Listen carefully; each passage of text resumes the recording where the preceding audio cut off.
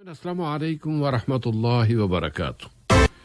Radio Qatar आपसे मुखातिब है। सैफुर रहमान से आज का दूसरा नशरिया समात फरमाइए। इब्तिदा में पेशा खिदमत है अहम खबरों का खुलासा। साहिब इस्म अमीर ने फिलिस्तीनी सदर से जनाब साहिब और एकात की वफात पर ताज़ियत का इजहार किया है। कतर मुहासरा करने वाले मुल्कों के खिलाफ अपनी फतूहात का सिलसिला जारी रखे हुए है। मुल्क में कोरोना वायरस से शिफा पाने वालों की तादाद में मुसलसल इजाफा और इस वायरस की वैक्सीन कतर में सबको फराहम की जाएगी। और जो बाइडन ने अहद किया है कि उनका मुल्क सऊदिया के साथ अपने ताल्लुकात की एविलेशन करेगा। तमिन ये था अहम खबरों का खुलासा और अब पेश खिदमत है रेडियो कतर से आज का दूसरा मुफस्सल नशरिया। बिस्मिल्लाहिर्रहमानिर्रहीम।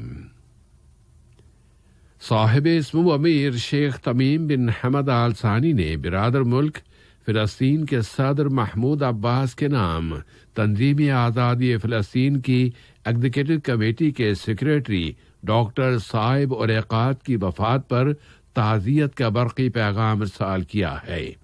उन्होंने अपने पैगाम में अल्लाह ताला के हुजूर दुआ की है कि वो अल अलीयुल क़दीर उन्हें अपनी वसी तर रहमतों में लेते हुए अपनी कुशादा जन्नतों में दाखिल फरमाए और उनके रिश्तेदारों को सब्र सुल्वान अता फरमाए। वजीर आज़म व वजीर दाखिला शेख खालिद बिन खलीफा बिन अब्दुल अजीज आल सानी ने बिरादर मुल्क फिलिस्तीन के वजीर आज़म जनाब मोहम्मद अश्तिया के नाम तंजीम आज़ादी फिलिस्तीन की एग्जीक्यूटिव कमेटी के सेक्रेटरी डॉक्टर साहिब और एकात की वफात पर ताज़ियत का बरक़ी पैगाम रवाना किया है। नायब वजीर आज़म व वजीर खारजा शेख मोहम्मद बिन अब्दुर्रहमान आल सानी ने जमहूरिया किर्गिज़स्तान के वजीर खारजा जनाब रसलान काज़ाकबायेव की जानिब से एक दस्ती खत वसूल किया।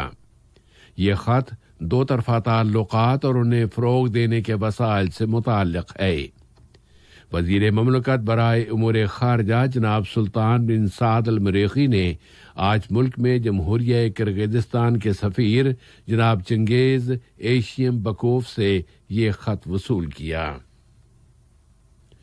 वजीर बलदिया व माहौलियात इंजीनियर अब्दुल्ला बिन अब्दुल अजीज बिन तुर्की असबई ने खलीज की काउंसिल बराए ताआवुन में शामिल मुल्कों के बलदियाती उमूर के जिम्मेदार वज़रा के 23वें इजलास में शिरकत की है।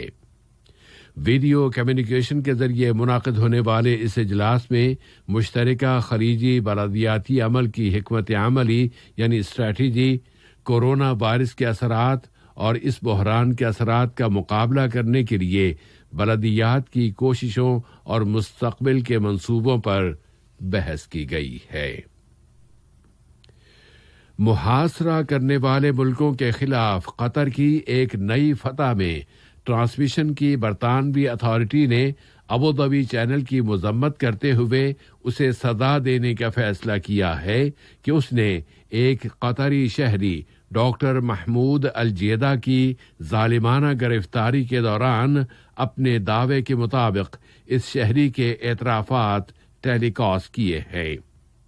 कतर में हुकूक इंसानी की कमेटी ने इस फैसले का खैर मकदम किया है।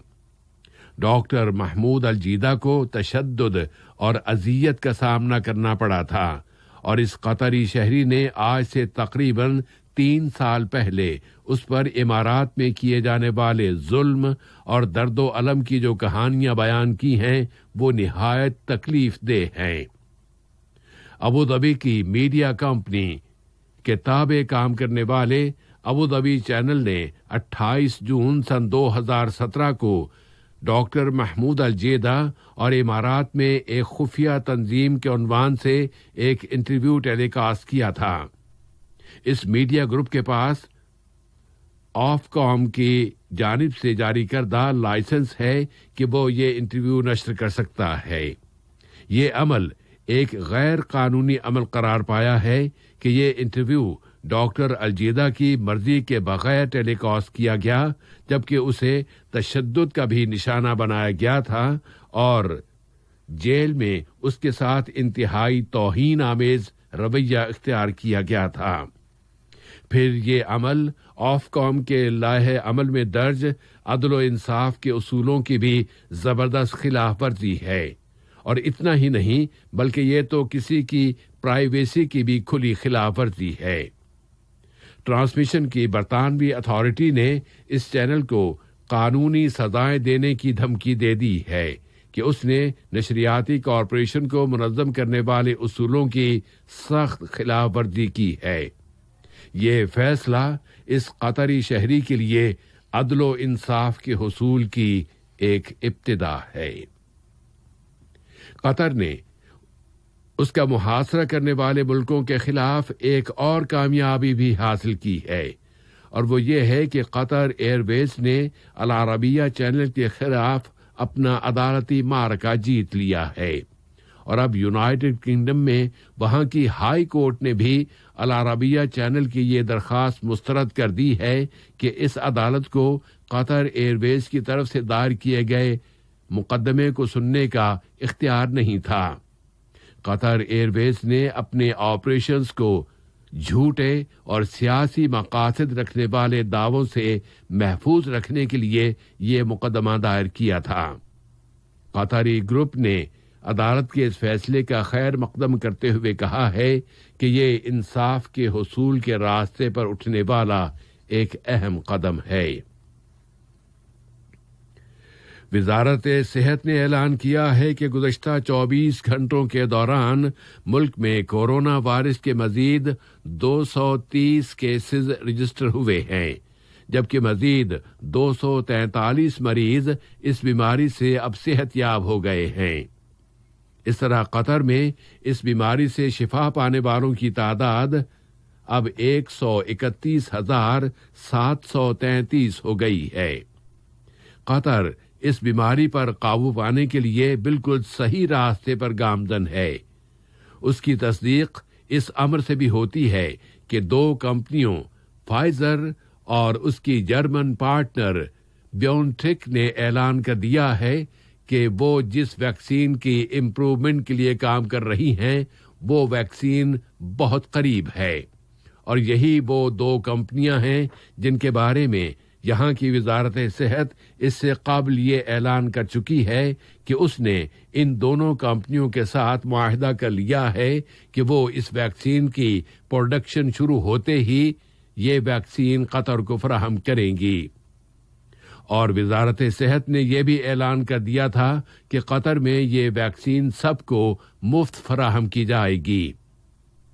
اس سے یہ بات واضح ہو جاتی ہے کہ قطر چانس پر کام نہیں کر رہا، بلکہ کورونا وائرس پر قابو پانے کے لیے اس نے جامع منصوبے تیار کر رکھے ہیں۔ وہ صرف دوا ہی فراہم نہیں کرتا بلکہ سب سے یہ بھی کہتا ہے کہ وہ احتیاطی تدابیر اور حفاظتی اقدامات کی بھی مکمل پابندی کرے، اور وہ یہ بھی جانتا ہے کہ ویکسین کے بغیر اس وائرس کا مکمل طور پر خاتمہ نہیں کیا جا سکتا۔ امریکہ کے نئے منتخب ہونے والے صدر جو بائیڈن نے عہد کیا ہے کہ انسانی حقوق کے مسئلے کے پس منظر میں سعودیہ کے ساتھ تعلقات کی ازسر نو ایویلیویشن کی جائے گی۔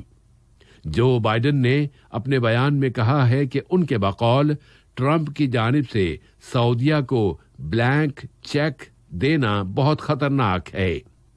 انہوں نے عہد کیا ہے کہ سن 2018 میں ایک سعودی صحافی جمال خاشقجی کے قتل کے مقدمے میں انصاف کے حصول کے لیے مسلسل کوشش کی جائے گی، اور یمن میں سانحہ برپا کر دینے والی جنگ کی وجہ سے وہاں امریکی ہتھیاروں کی فروخت کا بھی ازسر نو جائزہ لیا جائے گا۔ ریاض کے بارے میں بائیڈن کا یہ موقف یہ بتا رہا ہے کہ واشنگٹن اب اپنے خارجہ تعلقات کو صحیح کرنے کی کوشش کرے گا، جبکہ ٹرمپ کی پالیسیوں کی وجہ سے ان خارجہ تعلقات کو بہت نقصان پہنچا ہے۔ تو یہ ایک بہت بھاری ورثہ ہے جو ٹرمپ اپنے جانشین بائیڈن کے لیے چھوڑ کر جا رہے ہیں۔ تیونس میں اقوام متحدہ کی سرپرستی اور لیبیا کی سرگرم شخصیتوں کی شرکت کے ساتھ آج لیبیا ڈائیلاگ جاری رہے۔ اس فورم کے شرکاء ایسی مفاہمتوں کے حصول کے لیے کوششیں کر رہے ہیں جن کے ذریعے لیبیا میں عام انتخابات کرائے جا سکیں، اور یہ انتخابات ملک کے سیاسی حل کو فروغ دینے کا اہم قدم ہوں گے۔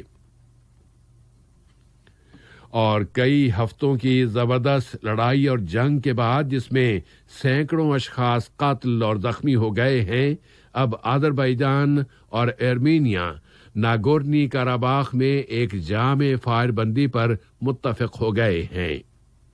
روس کی وساطت سے طے پانے والی اس فائر بندی میں ماسکو دونوں ملکوں کی فوجوں کو ایک دوسرے سے الگ رکھنے کے لیے وہاں اپنی فورسز تعینات کرے گا۔ آج کے یہ نشریہ ختم ہونے سے قبل اہم خبروں کا خلاصہ ایک مرتبہ پھر سماعت فرما لیجیے۔ صاحب اسمو امیر نے فلسطینی صدر صاحب العقاد کی وفات پر تعزیت کا اظہار کیا ہے۔ قطر محاصرہ کرنے والے ملکوں کے خلاف اپنی فتوحات کا سلسلہ جاری رکھے ہوئے ہے۔